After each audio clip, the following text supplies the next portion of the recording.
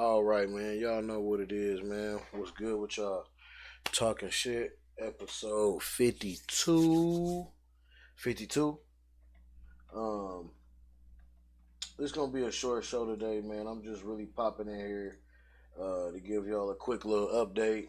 Um, I'm actually having like a little bit of technical difficulties, but we're gonna work through this. We're gonna still do this shit for y'all. Just like I said, it's gonna be a short little show. I think I only got like two topics for y'all. Two things I wanted to go over and just discuss and say my little piece about. And then if anybody pop in, they pop in. If they don't, man, shit, I'm gonna let y'all go, man. Y'all know what it is. So anyway, let's get straight to it.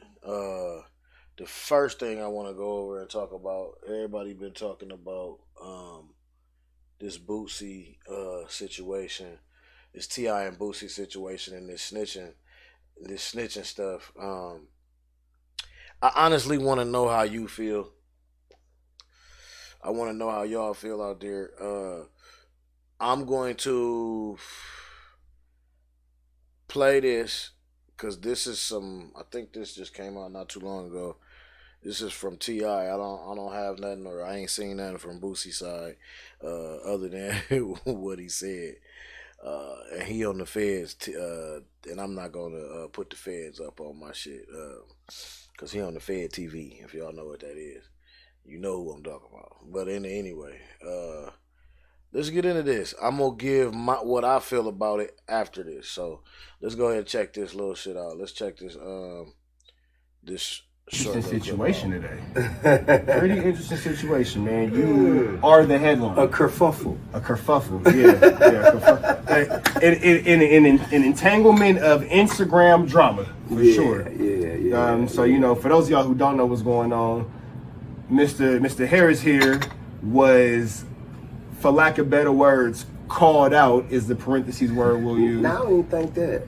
It wasn't called out. It was questioned. Questioned by Lil Boosie today, and the question is about this man's involvement of telling. Yeah, cooperation. Shit was confusing because he and I have a relationship. Right. And it's so many times, like when somebody had your phone number and your address, and they could have called or pulled up, and you have like so many very, very important mutual acquaintances, it just baffled me as to how it ended up. It's more ways to communicate than not communicate. I mean, the public internet route is crazy. Right. But that's, I guess, what prompted you to reach out to me to say, hey, what the fuck is this? What the fuck is going on here? You got, but I appreciate that. Action? Yeah, man. I appreciate that, and that's kind of what I would have expected from a person I have a real relationship with. Right. A phone call. Like, hey, bro, I got a question about this. The respect of. You did? Yeah. I mean, so that made it wild, Because y'all did have that project coming out together, TV shows, all kind of shit. Yeah, I mean, the thing a whole rollout. Hey, look, man, don't now one of us need the other one in order to get out here and make that shake. You see what I'm saying? So whatever we were doing, it was because we wanted to do it. Right. Which, is neither here nor there. But when you are standing on something solid, you got to make sure what you're standing on is actually solid. Right. If you put your reputation or relationship that's valuable on something that you aren't sure of, and you speak on that publicly, what you're standing on ain't solid. And if it flimsy, then you are only as strong as this. You're going to be held accountable. And not to interrupt you, but because we live in such a clickbait clip society, 30 seconds of news to tell an hour-long story, the pivotal point of this conversation that Boosie had with Blad is the word if. Yeah, and that's why I was confused to He never said T.I. did do this. It's if T.I. did this. It can't be said. But anyway, so it went from sounding like someone certain about something, someone uncertain about something. Mm-hmm. Then they went to as though this is certainly what will happen on the other end of it. Right. Then they went back to, but I'm not certain. I don't even think that it's. And that, to me, I couldn't follow it. I couldn't make sense of it. Yeah, because it's the, if he is had done these If things. he did, do these I'm things. going to do this. Right. But I don't think he did. I wouldn't have never put that out there like that about nobody who I had any kind of a relationship with. I'd have picked up the phone and said, hey man, did you do this? So in dealing in actuality of you guys' relationship, in dealing in what it actually is, would you expect him to know you better than that, to not even question it, or would you just expect the courtesy of a phone call of a real nigga, quote unquote? I have to say both. Okay. I have to say both, which he kind of alluded to. Because being a real nigga is why I called you like, hey, cuz, what's the deal? I just appreciate the thought of, getting the facts. Right. And not just playing in the circus.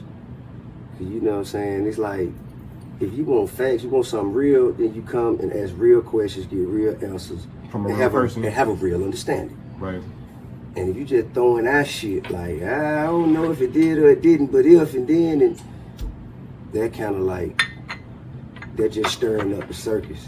Right. And I wouldn't do that with nobody who I had no real relationship with. So do you think he was more concerned about getting that click for that interview more so than actual maintaining the relationship with the friend? One thing I ain't gonna do is, I'm not gonna assume what nobody would do.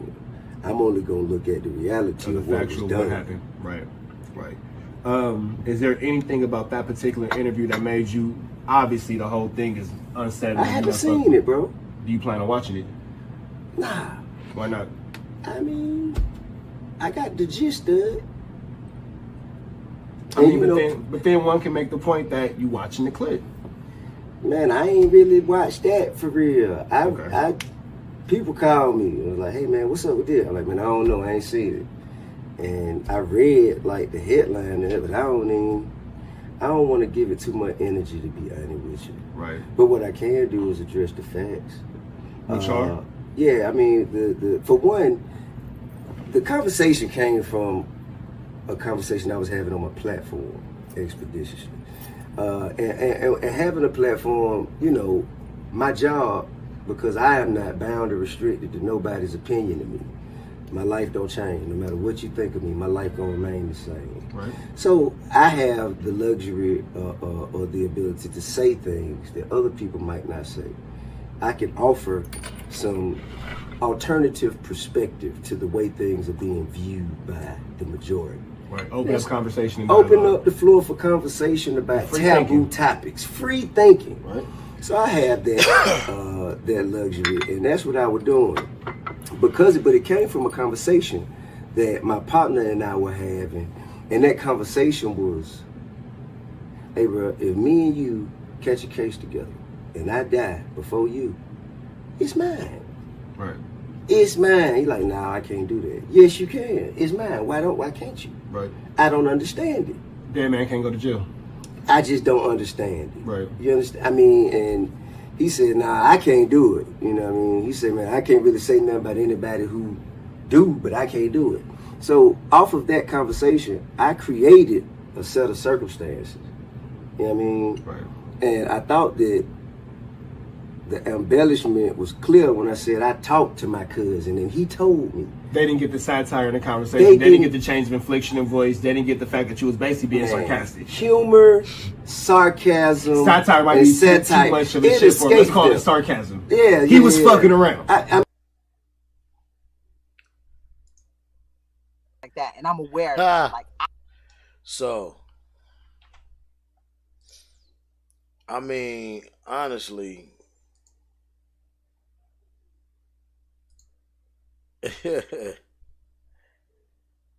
that's funny how they kind of went into that. So,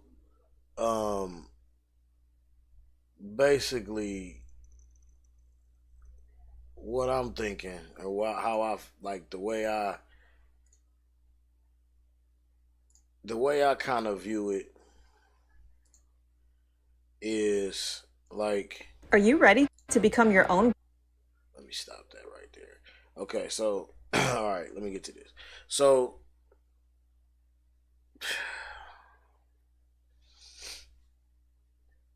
the way I view it and the way I see what's going on, especially after that kind of tidbit, that kind of interview right there, is we all know how the internet is, and like they were saying, the internet is a real big clickbait society. Everything is for click. He has a platform.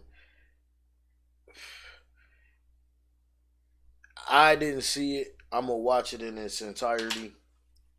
Um, but what they just spun it into basically was that when Ti said that, he made a scenario where he said something, and he said he talked to his dead cousin, and he put a case on him. He told him to take the case. So that right there, he's sitting there, and now he's going back to say that people took the clip, or people took what he said, and it went over their head that he was joking or playing, and now Boosie mad at him. And that's funny as hell, because that's how I get it, because everybody put it out there. They put it out there as that's what he said, that's what he did. That's hilarious. I mean, you already know where it is. He said it. It's on Expeditiously. If y'all want to go check it out, go check that full thing out and get the facts. Get down to the meat and potatoes of it. You know what I'm saying? Instead of having an opinion, thinking this man really said something, and then, but he did what he set out to do. He got everybody talking about it, whether he did it for real or whether he created the scenario, his words, and put it out there in the universe. He got everybody talking about it, and it's funny that now niggas is trying to cancel albums all over some shit that might be a fabrication, like a lie, some shit that he said he would have did, like he said a scenario, something that he would have did if it happened. And I fucking scream. Like, that's hilarious. So, like I said, it's gonna be a super short show today. I only got these couple of things. And I think I do have one Rashad Richey for y'all. So let's get to that Rashad Richey, and then we're gonna skip right to this main topic, man, which, I mean, it's the main thing. This main topic, I mean, is something that, you know, it's kind of bittersweet. So, all right, y'all, let's hit this Rashad Richey up, man. Y'all know what it is. The estimated hold time. Man, I thank y'all for riding with me, man, while I had these technical difficulties, man. We're gonna get through this shit. So let's get on 18 with it, years y'all. of age, shoots a Temple University cop in the face. Put up the two pictures for a mass. Hell of a story, and very sad. Wow. Officer Chris Fitzgerald, 31, was gunned down on the 18th of February by an 18-year-old Miles Pfeffer. The officer was married and had 4 children ranging from 14 to 7. Fitzgerald's father was a former Philadelphia police officer. Person who allegedly did this is facing charges of murder of a law enforcement officer, robbery, carjacking, and weapons crime. Considered a cop.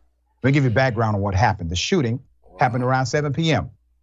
after Fitzgerald attempted to stop 3 people near the boundary of the university campus for reasons that remain unclear at this time. Pfeffer was among the 3, according to police reports. By the time Fitzgerald neared the group, 1 individual had walked away and the other 2 began running. Those 2 were Pfeffer and his younger brother, according to investigators. When the younger brother ducked into an alleyway, Fitzgerald kept chasing the primary person, Pfeffer. This is how the encounter turned fatal. At some point during this encounter, Fitzgerald and the teen are thought to have engaged in a brief struggle. The teen, who was white, fired at the officer, which was caught on surveillance video, WTXF reports. The officer reportedly fell to the ground. The teen, the 18-year-old, stood over him and fired several more shots in the face and head area. After the shooting, this 18-year-old reportedly sifted through Fitzgerald's pockets and tried to take his gun. An action police say was caught on body camera. Affidavits say after the shooting, this 18-year-old Pfeffer then carjacked another person. Okay? The 18-year-old was heard saying on video, and I quote, "Give me the keys or I'll kill you," during the carjacking. He reportedly then fled the scene before calling his mother, who picked him up in the city and drove him back to their 20-acre Boxley Farm property in rural Bucks County, Pennsylvania. How was he apprehended? This 18-year-old violent criminal lived on a large property where authorities told WTXF the teen had a history of run-ins with the police. Pfeffer, whose social media depicts him showing off his motorcycle and other shots spanning bands of currency, previously had been charged with making terroristic threats in connection with bomb threats at the Bucks County High School last year. On the morning of February 19th, several law enforcement agencies tracked him down to his home. Upon his arrest, he was handcuffed with the cuffs that belonged to Fitzgerald. Now, I'm asking people to help the family of the officer who endured this. There's the GoFundMe. Police officer Chris Fitzgerald, right? This is a tragedy that nobody should have to face. Naturally, the person who did this was apprehended with absolutely no issue. The family is struggling. And for all of those who say, oh, Doc is just anti-police, never have been. I'm anti-bad cop. Always have been and always will be anti-bad cop. I have contributions that I give to benevolent funds that take care of families of slain officers who are doing their actual jobs. And they get killed in the line of duty. I've been doing that for 8 years. Not something I proclaim, not anything to shout, just what I do. So I encourage those who are moved by the story to provide some assistance to this family who did not deserve what happened. All right, Doc, thoughts here. Horrible story in every way possible. A murder of another human, then robbed a dead person and took the cuffs, took the gun. I'm glad this person was caught. They get the most severe punishment possible. I also want to highlight that this was a campus police. We work, I'm at Vanderbilt, very closely with the campus police here. And campus police have such a hard job anyway, because they're tasked with keeping campuses safe, Temple's in a, urban area in Philadelphia. So the task of keeping college campuses safe is a particularly difficult job in this moment, because, it used to be like, here's the safety bubble that we like to provide in college. But now the GOP has pushed all this stuff like, campus carry and let's get some more guns on campus and arm the teachers and stuff like that. So campuses themselves really struggle with safety. And so I want to highlight that, we really need to support campus police a lot more than we do. And I think they're unsafe in these examples by just trying to stop criminals from, getting onto campus. But they're also unsafe by a lot of the policies we have that just lets the proliferation of guns into fraternity parties and into classrooms and things like that. So campus police is really a much more dangerous job than it used to be, because not just of criminals, but because of policies that make it too easy for guns to, or encourage guns to flow onto college campuses.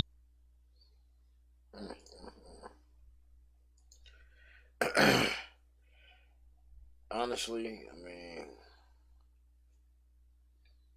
it's caught on video, so we really don't gotta know. This should be an open and shut case. It ain't really too much to talk about here other than rest in peace, to the young man. And, condolences to his family.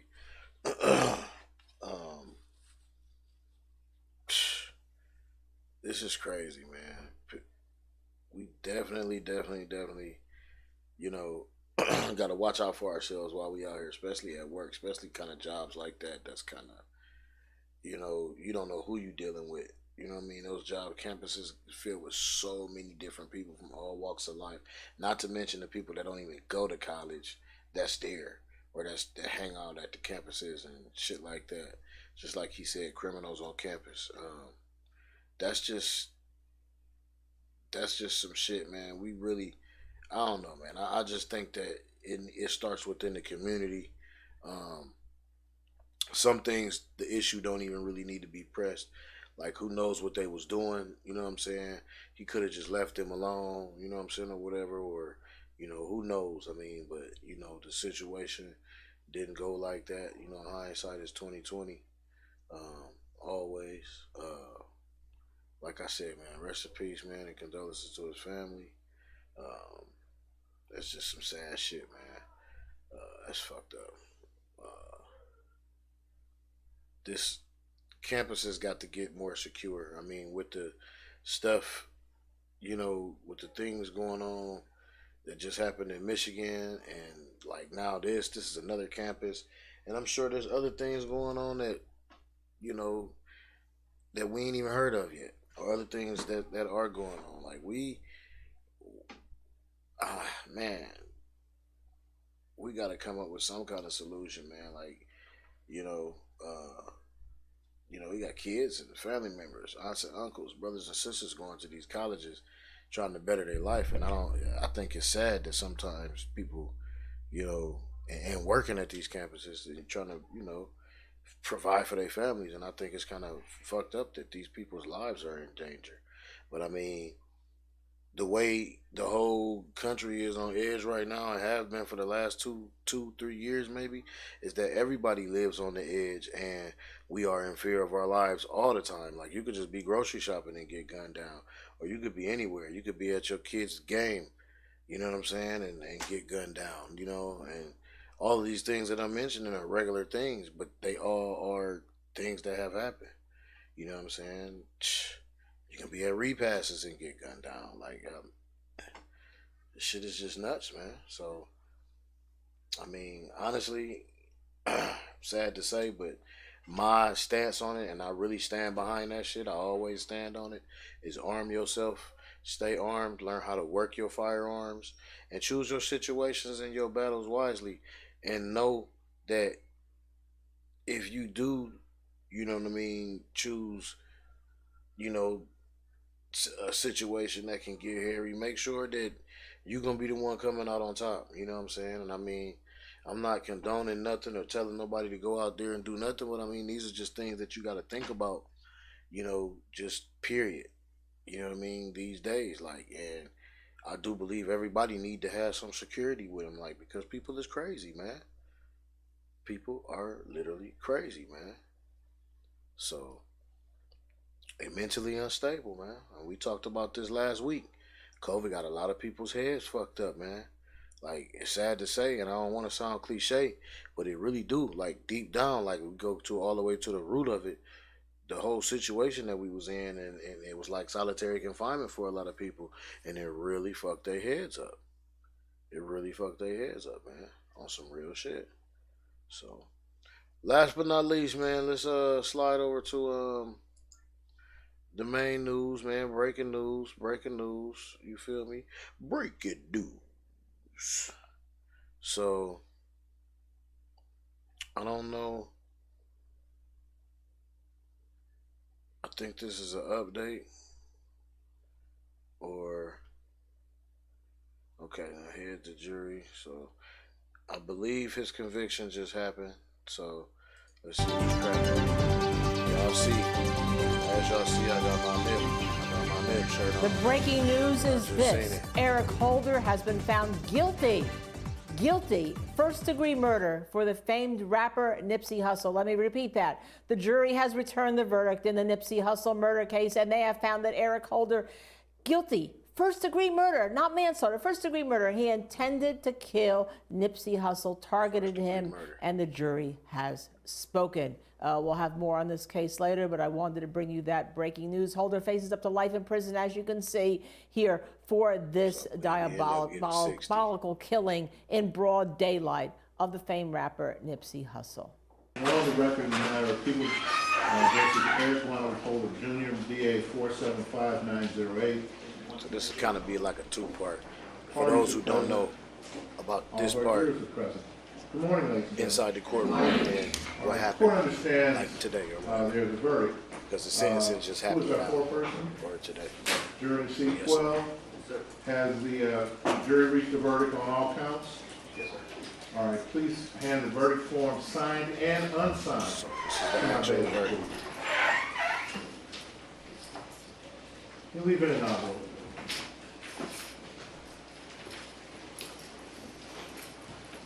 Thank you.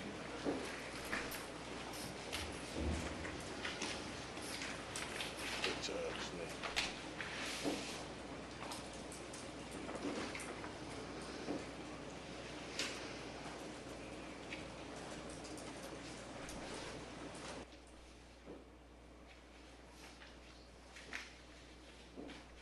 Clerk, please read the verdicts.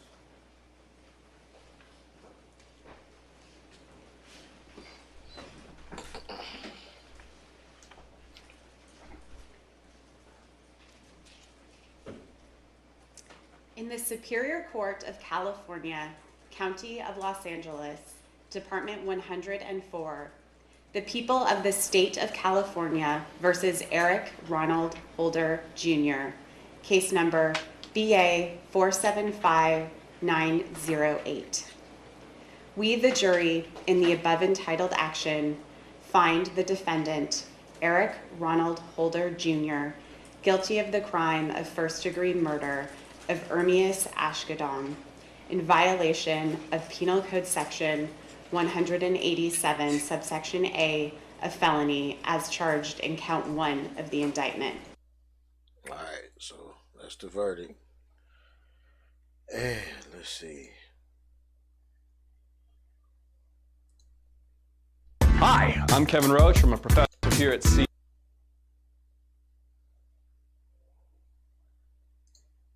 Breaking news, the man convicted of shooting and killing Nipsey Hussle has been sentenced to 60 years to life in prison.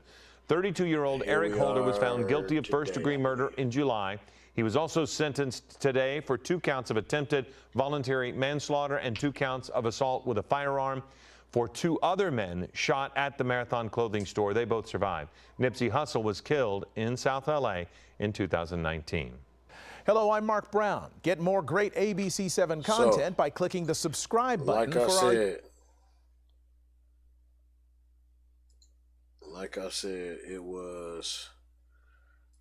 it's kind of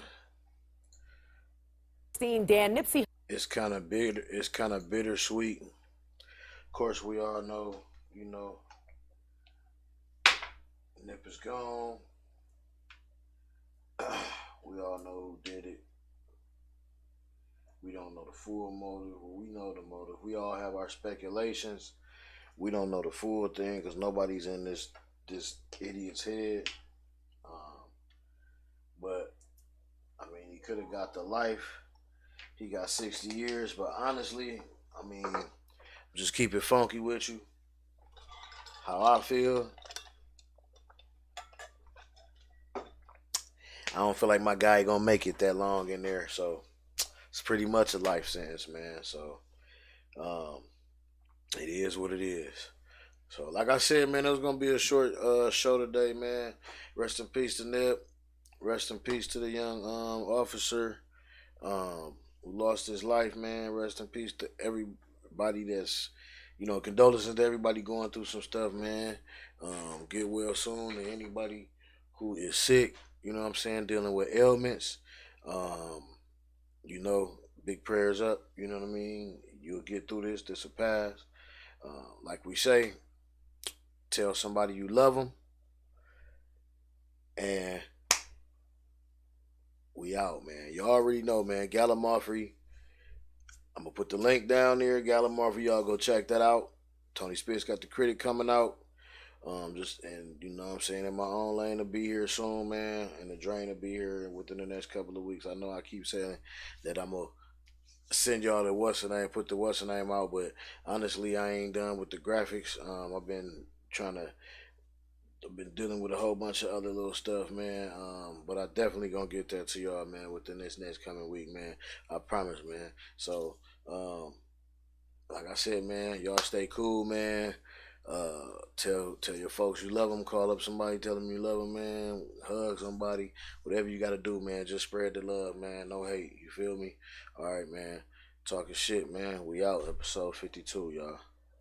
Peace.